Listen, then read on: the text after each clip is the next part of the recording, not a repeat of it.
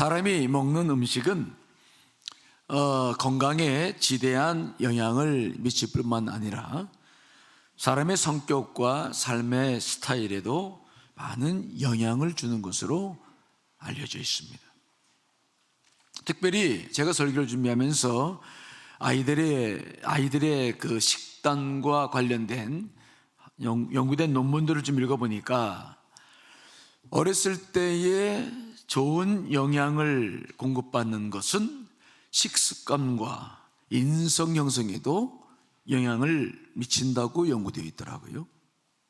아침을 먹고 안 먹고, 또 급하게 먹고 천천히 먹고, 짜게 먹고 싱겁게 먹고, 이러한 모든 먹는 것들이 그 아이의 인성 형성에 영향을 미친다. 새롭게 제가 느끼는 일들이 많았어요. 그래서 무엇을 먹느냐라고 하는 것은 생명을 보존하고 공복감을 해소시켜주고 먹는 즐거움을 줄 뿐만 아니라 성격을 지배하고 가정생활 양식을 형성하고 더 나아가서 사회문화 역사와 국민의식에 많은 영향을 준다. 참 놀라운 연구였어요. 먹는 게 이렇게 중요하구나. 우리는 그냥 배가 고파서 먹는 줄 알았더니, 그렇죠? 배가 고파서 그냥 먹으면 되는 줄 알았더니 먹는 음식이 그렇게 많은 영향을 미친다는 거죠.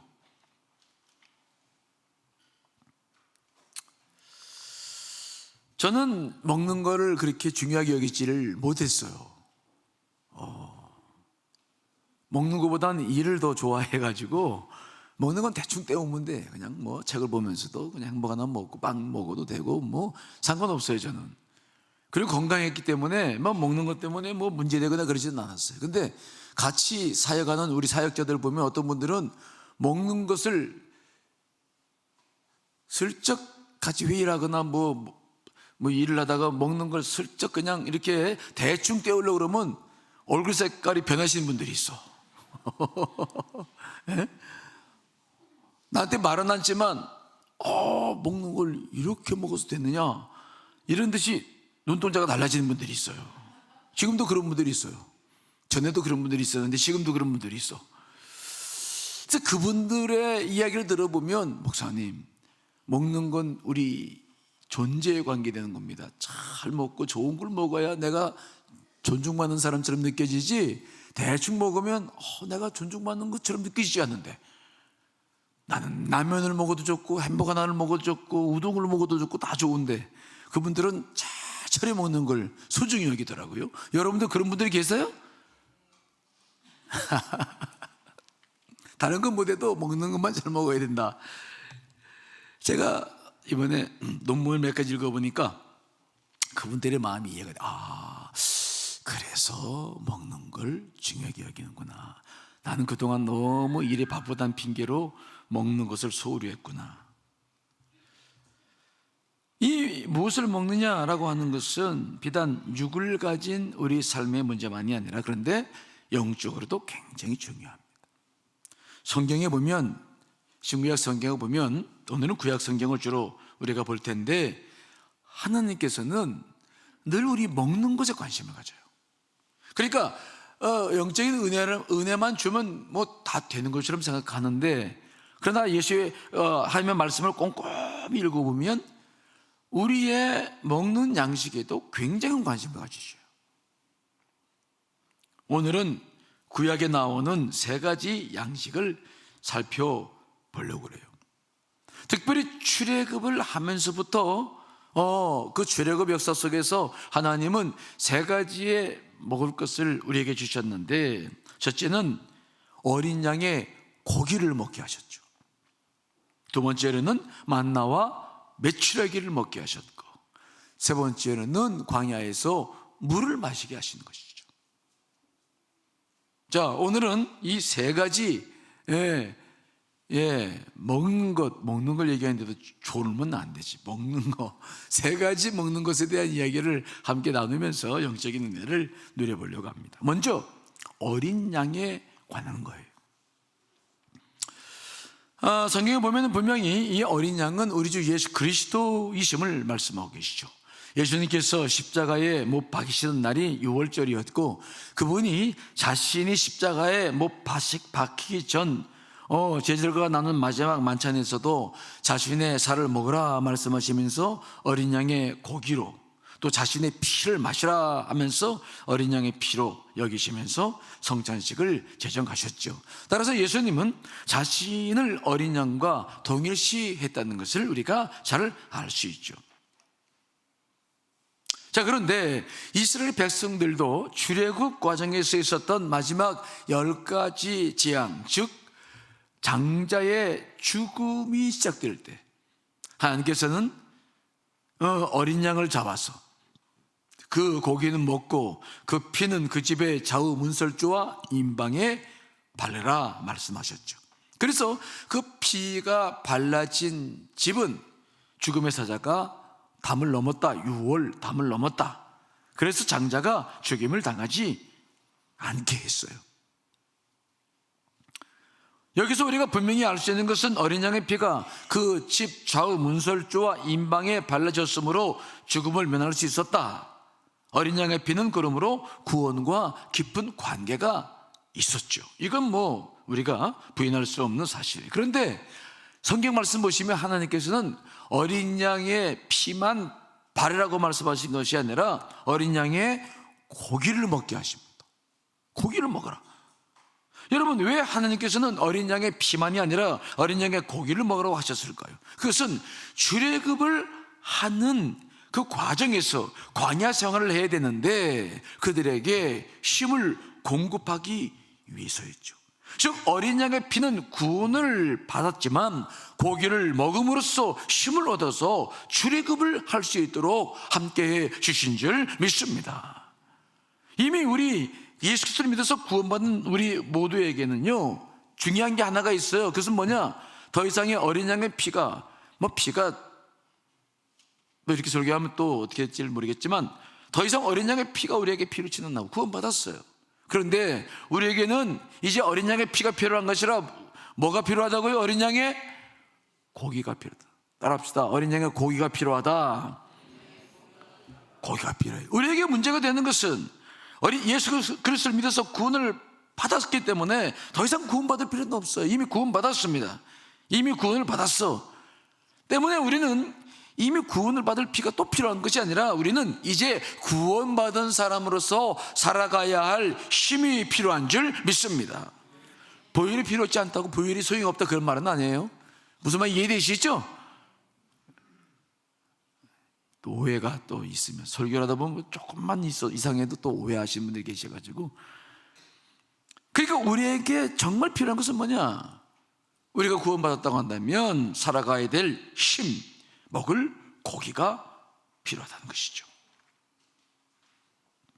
이것을 역으로 말씀드리면 신앙생활을 할 때에 뭔가 신앙생활에 뭔가 어떤 힘이 없거나 문제가 생기거나 자꾸 곤고해지거나 어려워졌을 때, 컨디션이 좋지 않을 때, 그때 우리는 무엇을 생각해야 되느냐? 자꾸 은혜를 안 주신다고 은혜 받으려고만 하지 말고 내가 지금 무엇을 먹고 있는지를 확인해야 될 줄 믿습니다. 내가 무엇을 먹고 있는지를 봐야 되는 거예요. 에너지가 거기서 나오기 때문이죠. 이미 어린 양의 피는 자기 집 좌우 문설주와 임방에 발라져 있어. 내 몸에도 발라져 있어. 그러나 양의 고기를 먹지 않으면 구원은 받았지만 힘을 낼 수는 없는 거예요. 그러므로 우리가 주의 길을 걸어갈 때에 우리에게는 어린 양의 고기가 반드시 필요해요. 고기를 제대로 먹지 않으면 힘을 얻지 못합니다. 자, 출애굽기 12장 8절 말씀 다시 한번 읽어봅시다. 시작.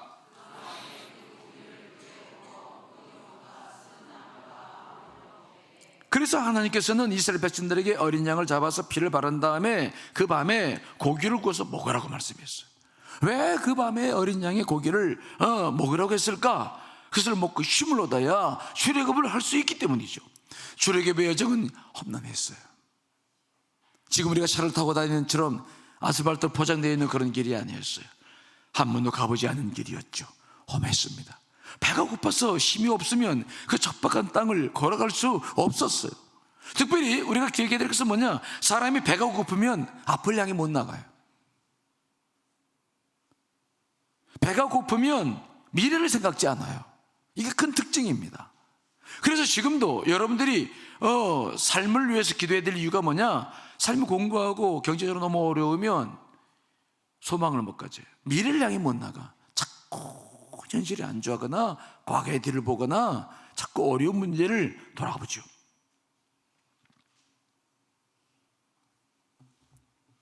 사람이 겪는 고통 중에서 배고픔의 고통만큼 큰 고통 없습니다.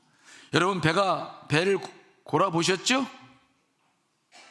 요즘 친구들은 뭐 잘 모르겠지만 옛날에 보릿고개도 있었잖아요. 옛날에 우리 어릴 때만 해도 먹을 게 없어가지고 별거 다 먹고 살았어요. 요즘 친구들을 보면 먹을 게 없다 그러면 뭐 라면 먹으면 되죠, 그런다 그러잖아요. 우리 때는 그런 게 없어서 그냥 이런 얘기하면 또 목사님 뭐 옛날 얘기한다 그러는데 정말 그랬어요. 예. 산에 참 나무도 없었고 민둥산이었죠. 껍질도 다 벗겨 먹고 그래가지고 그냥 저도 어렸을 때 사진을 보면은 그래도 저희 집은 좀 잘 살았다고 하는 집이었는데도 불구하고 우리 친구들도랑 저랑 사진 찍고 보면은 배만 부르게 그냥 저 아프리카 사진 찍은 거 있잖아요. 그렇죠? 팔뚝이 그냥 뼈만 남아가지고 가죽이 덮여져 있는데 배만 볼록 나왔어.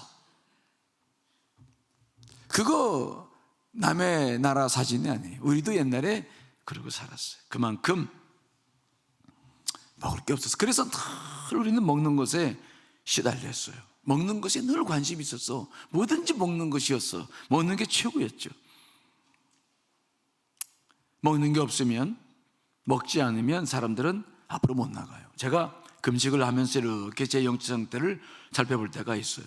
처음 며칠은 괜찮아요. 근데 하루 이틀이 지나고 나면은 자꾸 나도 모르게 먹는 것만 보여요. 생각나. 차를 타고 가다가도 식당 딱 보이면 칼국수, 맛있는 칼국수 집 딱 보면 칼국수 저거 하나 먹었어. 지나가다가 설렁탕 집이 설렁탕 막 그때 냄새가 나면서 막 정신이 없죠. 자꾸 먹는 일만 보이고 또 먹는 것이 이렇게 충족되지 않으면 사람이 신경질, 저 같은 경우에는 금식할 때 제일 어려운 게 있는데 3, 4일쯤 지날 때 그때 고비를 넘게 되는데 그때 되면 막 신경이 곤두서고 화가 나요. 신경질이 막 올라와. 누가 무슨 말 하면 웃을 일도 막 화가 나. 뭐야? 막 그러면서. 왜? 먹는 게 없어. 사람은 배가 고프면 앞을 못 나가요. 온통 생각에 먹을 것밖에 없어. 하나님께서 이스라엘 백성들에게 어린 양의 고기를 먹이신 것이 바로 그 이유 때문에 그래요. 그들이 배가 고프면 그들은 애굽을 떠나려고 하잖아. 애굽을 그리워하면서 애굽에 묶이게 됩니다. 이런 하나님의 근심은 이스라엘 백성들이 광야길을 걸을 때 그들이 정말 경험을 했었죠. 그들은 배가 고플 때마다 애굽을 그리워하고 애굽으로 돌아가자고 했어요. 미래고 뭐가 없어. 이게 먹을 것이 없는 사람들에게 생긴 현상이죠. 자, 민수기 11장 4절 5절 말씀 읽어봅니다. 시작.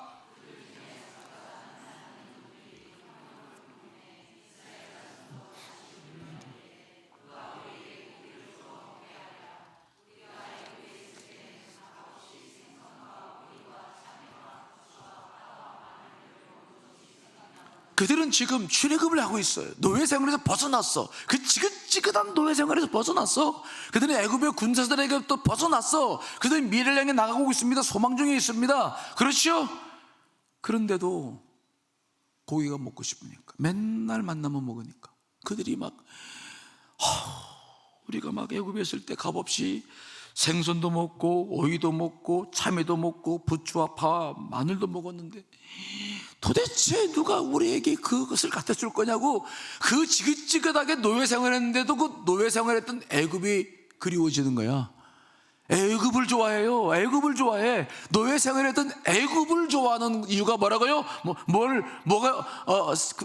말이 자꾸 안 나오네. 뭐 때문에 생기는 거라고요? 배고파서요. 배고파요. 배고픔은 언제나 우리를 잊어야 할 과거나 세상에 묶이게 만들어요. 세상에 묶이게 만들어.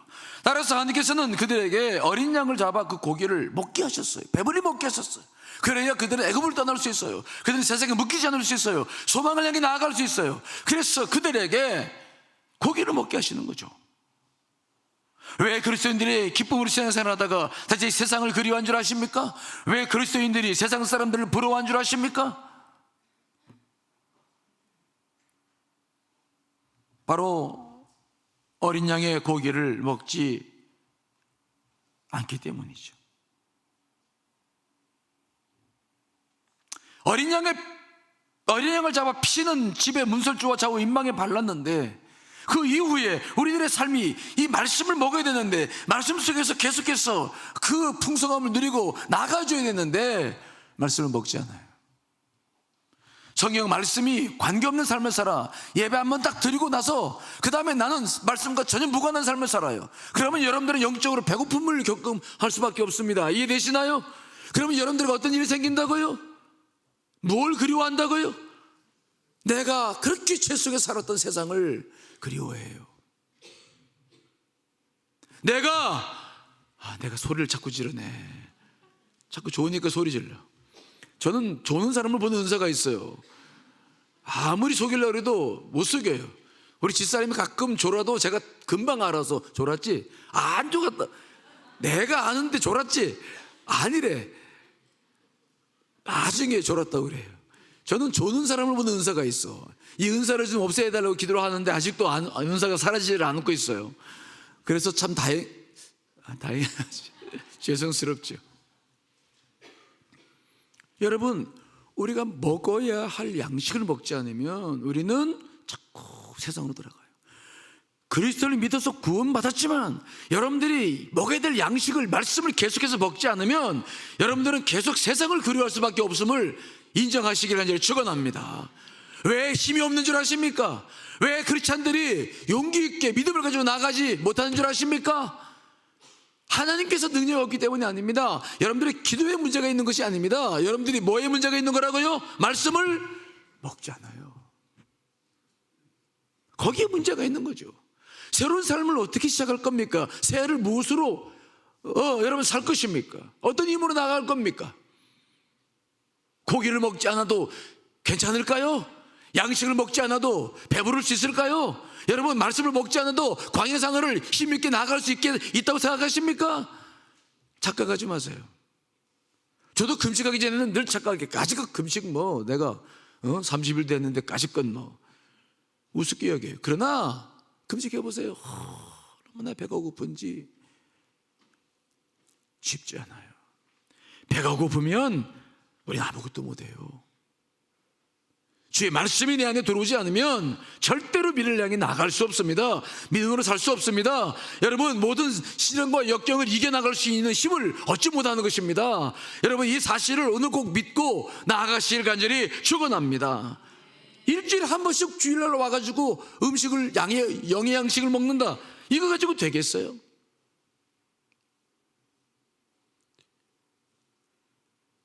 이제는 여러분들의 영적 컨디션을 자꾸 외부 환경이나 기도 부족한 것이나 다른 것에서 자꾸 찾으려고 하지 말고 내가 지금 무엇을 먹고 있는지에 관심 가지시기를 간절히 축원합니다.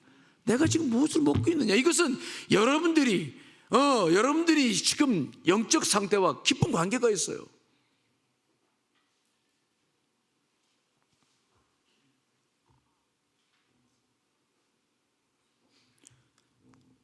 특별히 우리가 먹어야 될 양식은 하나님의 말씀인데, 예수님께서는 말씀하시기를 말씀이 육신이 되어 이 땅에 오셨다고 말씀하셨고 자신의 생명의 떡이라고 말씀하시지 않으셨어요? 자, 요한복음 6장 35절 읽어보겠습니다. 시작.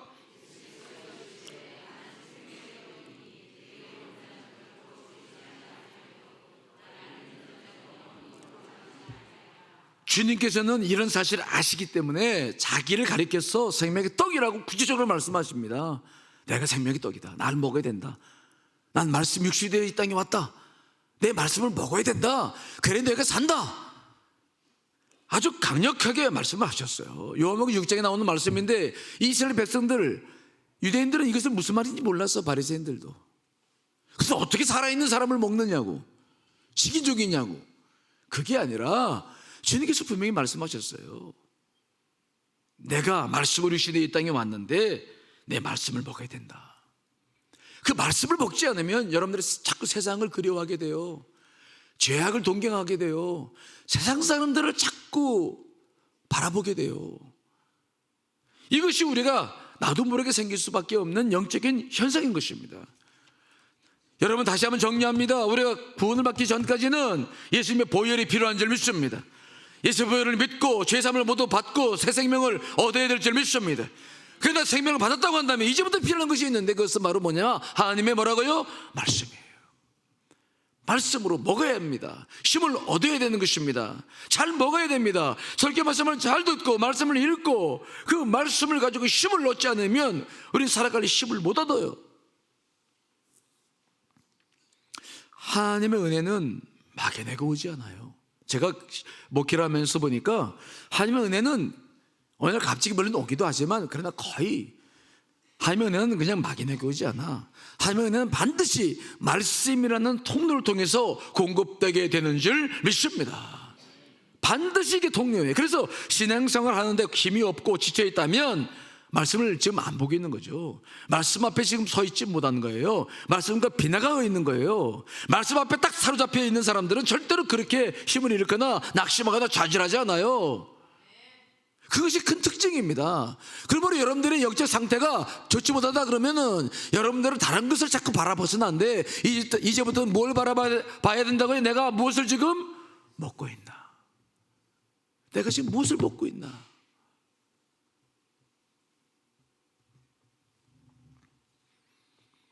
하나님께서는 이미 우리에게 풍성한 광야의 식탁을 차려 놓으셨어요.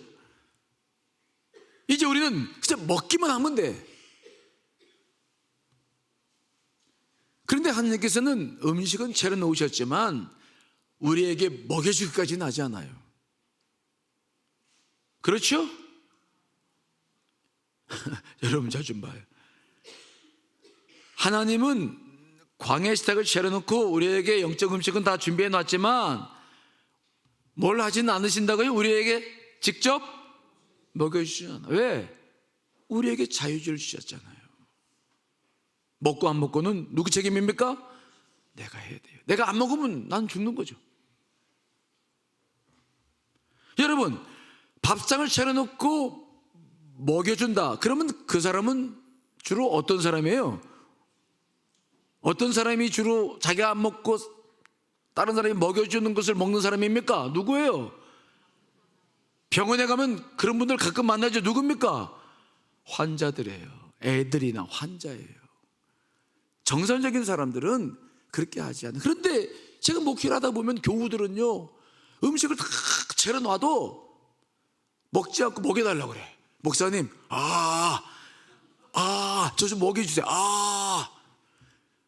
그리고 맨날 죽만 먹이라고 그러고 맛있는 거나 먹이라 그러고 영양에 대한 생각을 안 해. 그냥 먹으라고 그래. 먹여달라고 그래. 여러분, 이 신앙생활 할 때 이거 게으른 사람 되면 안 돼요. 자, 잠언 19장 24절 말씀 읽어봅니다. 시작.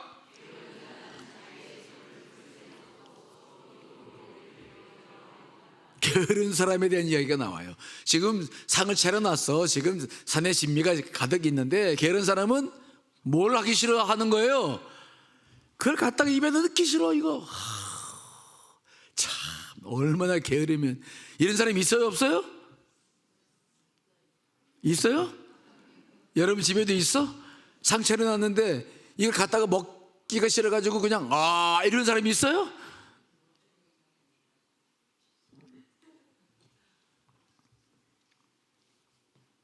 우리가 영적으로 게을러서 음식을 먹지 않으면 우리는 늘 구원을 받았어도 힘이 없어요. 우리는 늘 애굽을 그리워해요. 자꾸 세상을 쳐다봐요. 우리 영적으로 자꾸 소진되어지는 힘을 못 내는 그런 신앙생활을 할 수밖에 없어요. 여러분, 말씀을 먹을 때는 정말 먹음직스럽게 먹으시기를 간절히 축원합니다. 오늘도 지금 말씀을 지금 먹고 계시잖아, 그렇죠? 근데 지금 어떻게 먹어야 되는 겁니까? 말씀 먹을 때 어떻게 먹어야 돼요? 막 그냥 달려들어서 막 밥그릇까지 씹어 먹을 만큼 막 그렇게 막 지금 먹어야 되는 거 아니에요? 그렇죠? 그냥 계속 착하게 그냥 앉아가지고 이 먹는 건지 아니는 건지 그냥 기대가지고 앉아가지고 이거 어떻게 하라는 거예요? 어떻게 하라는 거예요?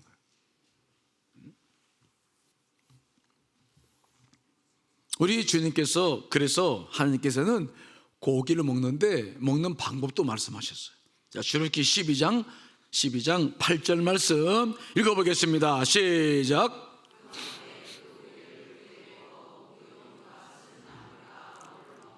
그 고기를 먹되 두 가지를 말씀하셨는데 쓴 나물과 함께 먹어라. 쓴 나물이 뭡니까?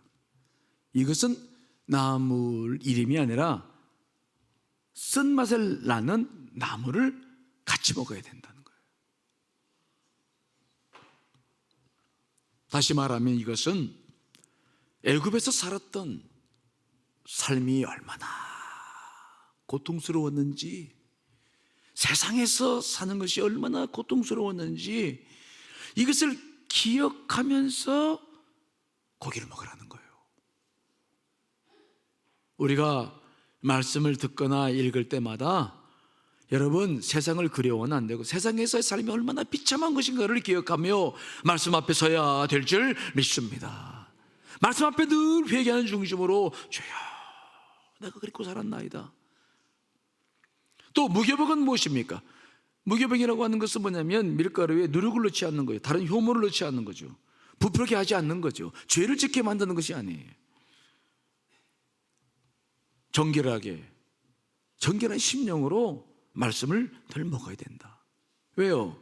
자기를 회개함이 없이 정결함이 없이 말씀 앞에 서면 우리는 말씀을 이용할 수 있어. 말씀을 마치 자기를 과시하거나 자기 지식을 드러내거나 그 말씀을 가지고 다른 사람들을 판단하거나 말씀을 가지고 엉뚱하게 다른 사람에게 적용하면서 말씀을 가지고 장난을 칠 수 있어요.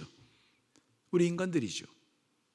그래서 그 고기를 먹는 것이 우리 육을 위한 것이 아니라 전적으로 이 광야 생활을 하면서 승리할 수 있도록 하기 위한 것이기 때문에 하나님께서 반드시 이 유월절을 지킬 때, 지금도 이스라엘 백성들이 유월절을 지킬 때 바로 무교병과 쓸나물을 같이 먹죠. 고기를 먹는 것은 육체의 힘을 주기 위해서가 아니에요. 우리가 하나님의 말씀을 얻는 것은 내 육적인 유익을 위해서가 아니라 내 죄를 회개하고 정결함을 얻고 또 새로운 말씀을 깨닫고, 그래서 이스라엘 백성들처럼 광야 생활을 승리하기 위해서 우리가 먹어야 될 줄 믿습니다. 그러므로 말씀을 대할 때 늘 정결하게 대하고 그 말씀 속에서 주의 음성을 늘 듣고 그 말씀 속에서 겸손하게 우리가 그 말씀을 자꾸 받아야 돼요. 설교를 듣거나 말씀을 읽거나 성경을 공부할 때마다 늘 쓴나물과 무교병과 함께 하시기를 간절히 축원합니다. 그래서 이 말씀의 힘이 내 영적으로 충만해질 수 있도록 도와야 돼요. 그 말씀이 내 육의 힘을 도우면 안 됩니다. 고기를 먹는데 그 고기가 내 육의 힘을 복돋는 일밖에 못한다라고 한다면 우리가 그 힘을 가지고 뭐 하겠어요? 죄 지는 것밖에 더 하겠어요?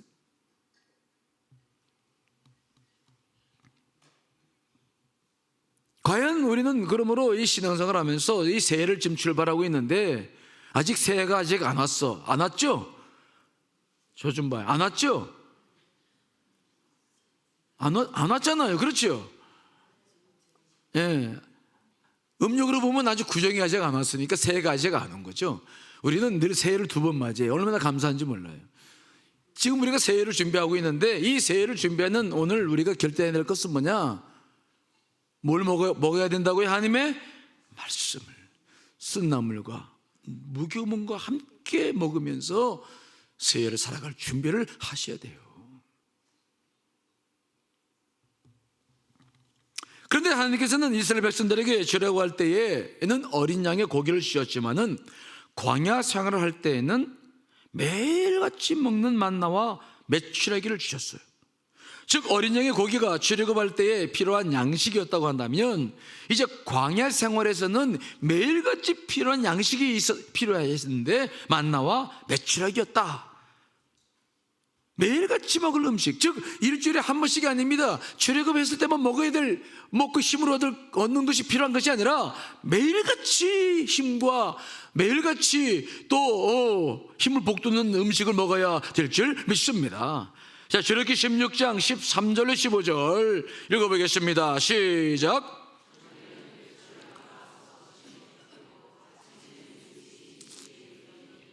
그 이슬이 마른 위에 광야 지면에 작고 둥글며 서리같이 간 것이 있는지라 이스라엘 자손이 보고 그것이 무엇인지 알지 못하여 서로 이르되 이것이 무엇이냐 하니 모세가 그들에게 이르되 이는 여호와께서 너에게 먹게 하신 양식이라. 이슬 같은 만나, 매일같이 만나를 주셨어요.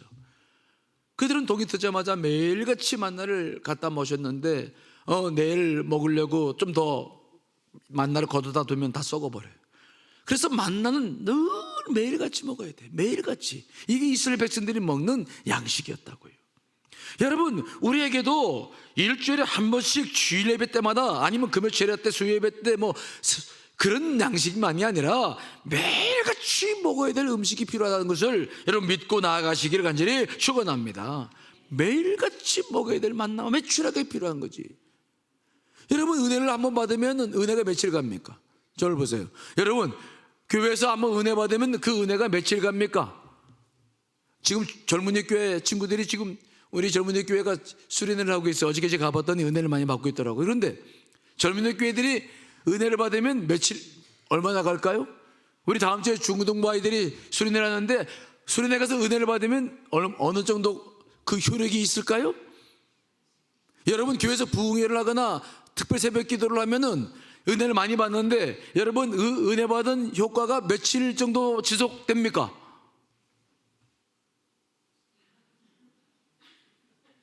한번 생각해 봐요. 며칠 정도 지속됩니까?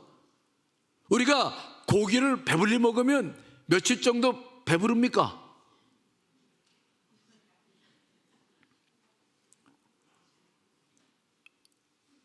저녁을 맛있게 먹고, 어제도 기업 신방 가가지고 저녁을 맛있게 먹었거든요. 배부르게 먹었어. 그러니까 그때는 그런 생각이 들더라고. 아유, 내일은 밥 안 먹어도 되겠다. 든든해. 그냥 내일은 밥 안 먹어도 돼. 그런데 날이 새면은 또 배에서는 꼬르륵 소리 나요.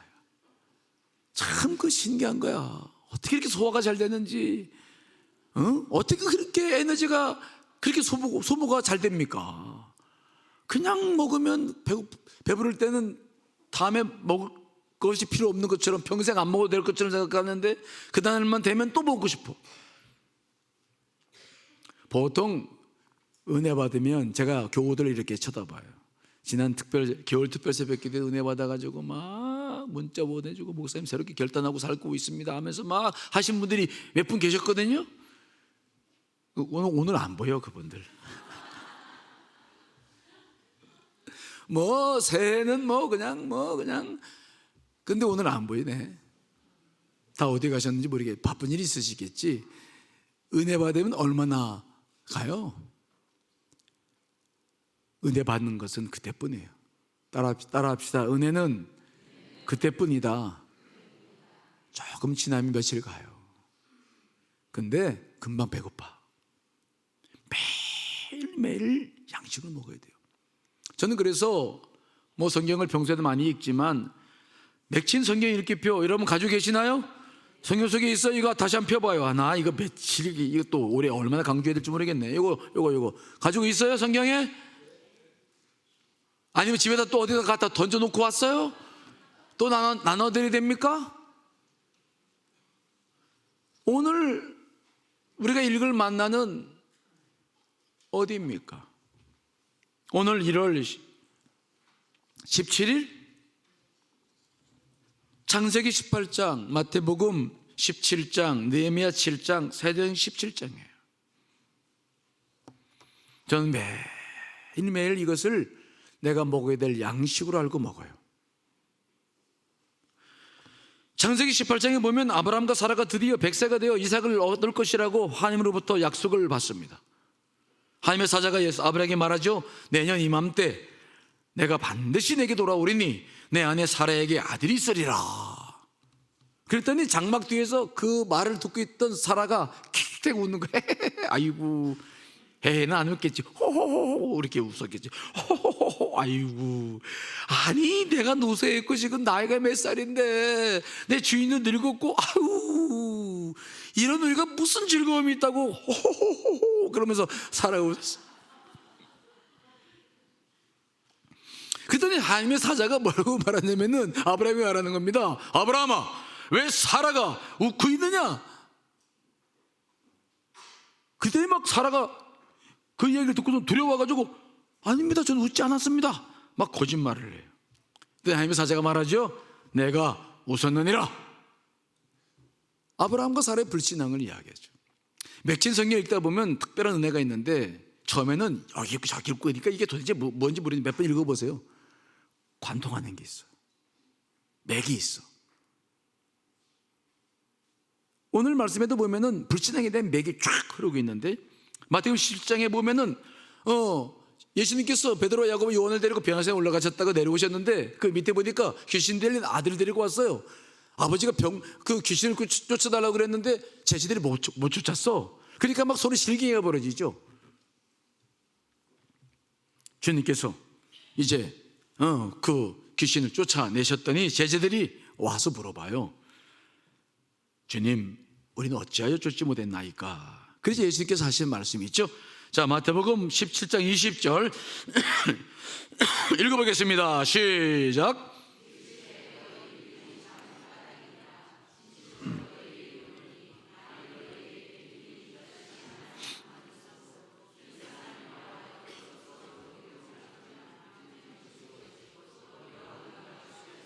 아멘.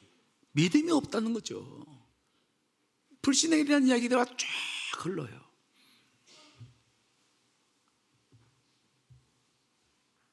느헤미야에 보면은 느헤미야가 이제 믿음으로 지도자들을 세우는 모습이 나오고 사도행전에도 이제 그런 말씀이 나오는데 저는 오늘 이 말씀을 이렇게 말씀을 준비하기 전에 먼저 맥진 성경 읽기를 통해서 하루에 만나를 이렇게 공급받는데 불신앙에 대한 이야기가 제 마음에 이게 떡하니 들어와서 묵상을 했어요. 근데 주일 말씀을 준비하고 있는데 요즘 우리가 기도가 전부인 교회에 대해서 제가 또 기도에 대한 설교를 준비하는데 이번 주 설교는 우리가 가지고 있었던 기도에 대한 오해, 우리가 지난 시간에 제가 말씀드렸죠. 효율성과 경제성 때문에 예루살렘 성전의 본질이 달라졌어요. 우리가 성장주의에 빠져가지고 이 나라 민족이 교회들마저 효율성과 경제성에 빠져가지고 정말 신앙의 본질들을 다 훼손시켰는데 그중에서도 교회에 대한 기도에 대한 많은 본질을 훼손시켰어요.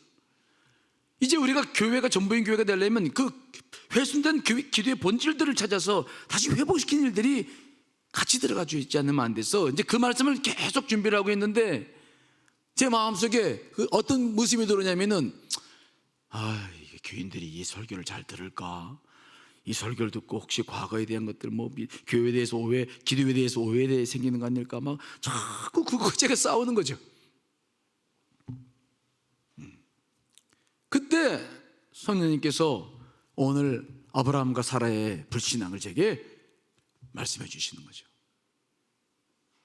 네가 기도하면서 성령과 더불어 말씀을 준비하는데 어찌 네 속에서 의심이 생기느냐?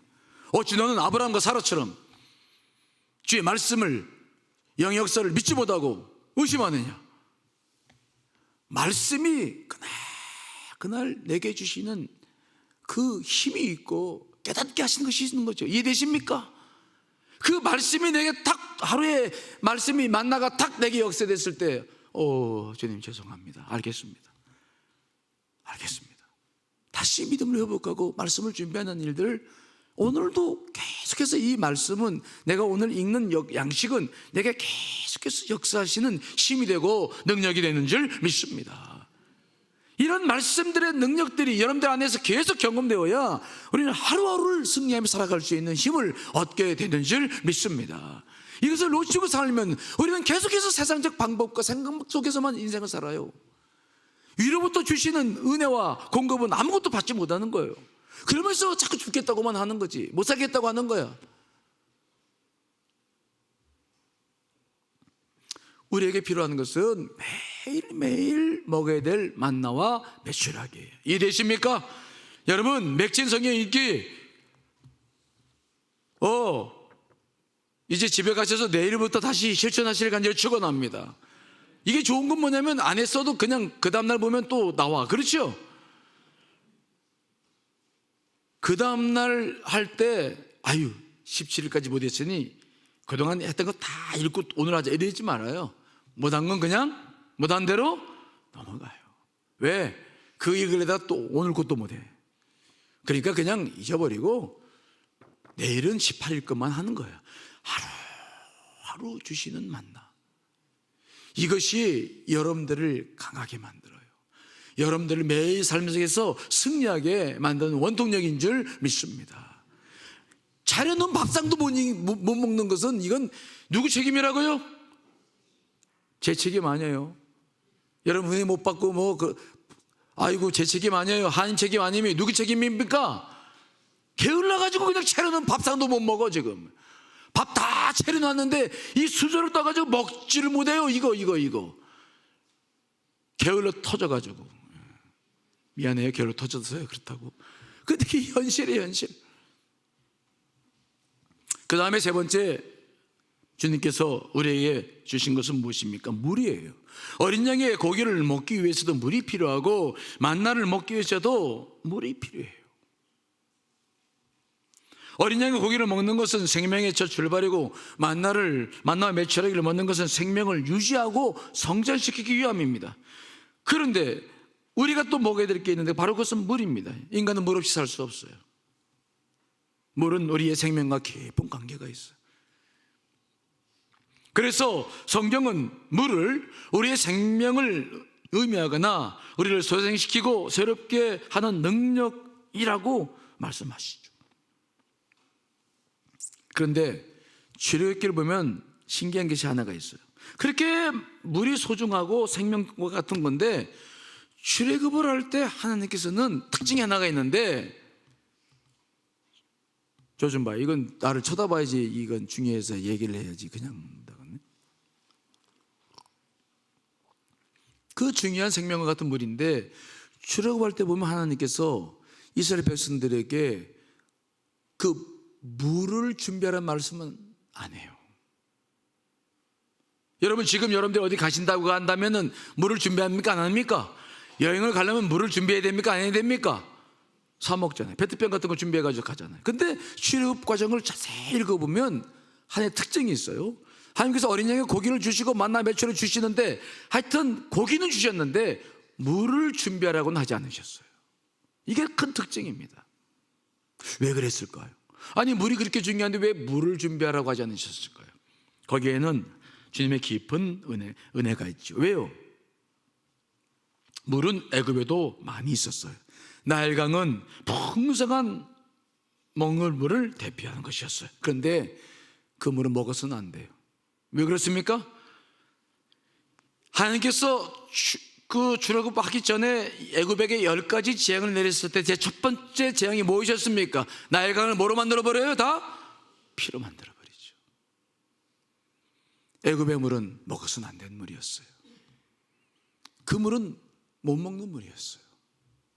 그래서 하나님께서는 출애굽을 하되 고기는 준비해 주셨는데 뭔 준비하지 말라고 그러셨다고요? 물은 준비하지 말라고 그러셨어요. 이 말을 다시 깊이 우리가 들어가서 묵상해 보면 하나님은 물은 마시되 소중한 물은 마시되 애굽의 물은 마시지 못하게 하신 줄 분명히 믿습니다. 죽음의 물이죠. 세상의 물을 먹는 것은 죽는 물이에요. 그렇다면 하나님께서는 어떻게 이스라엘 백성들의 목을 지키셨습니까? 바로 그때 그들이 머물고 있는 장소에서 물을 공급해 주신 줄 믿습니다. 생수죠. 그때 반석을 쳐서 물을 마시거나 아니면 물이 쓴물이 나왔을 때 나뭇가지를 던져서 단물로 만드셔서 물을 먹게 하셨어요. 하나님께서는 더 이상의 애굽의 물을 먹지 않게 하셨고 그때그때 물을 주시는 것이죠. 자, 즐겁게 17장 6절 말씀 읽어보겠습니다. 시작.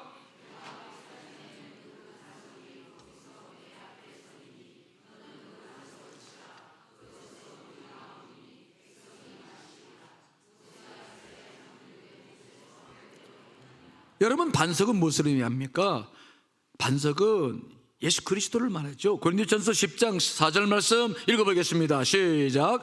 다 같은 신령한 음료를 마셨으니 이는 그들을 따르는 신령한 반석으로부터 마셨음에 그 반석은 곧 그리스도라. 하나님은 세상의 물이 아니라, 이미 피로 변한 것이 아니라, 제역으로 찌든 물이 아니라 예수 그리스도를 통해서 날마다 물을 마시게 하시길 원하시는 줄 믿습니다. 은혜의 물을 마시라는 거죠. 세상의 물을 마시지 말라는 거예요. 왜 여러분 우리가 예수 그리스도를 믿으면서도 자꾸 목마르고 세상을 그리워한 줄 아십니까? 무엇을 마시기 때문입니까? 자꾸 세상 물을 마셔요.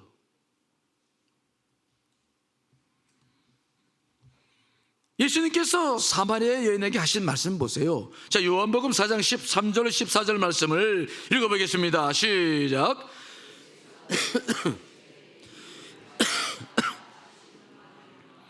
내가 주는 물을 마시는 자는 영원히 목마르지 아니하니 내가 주는 물은 그 속에서 영생하도록 솟아나는 샘물이 되리라.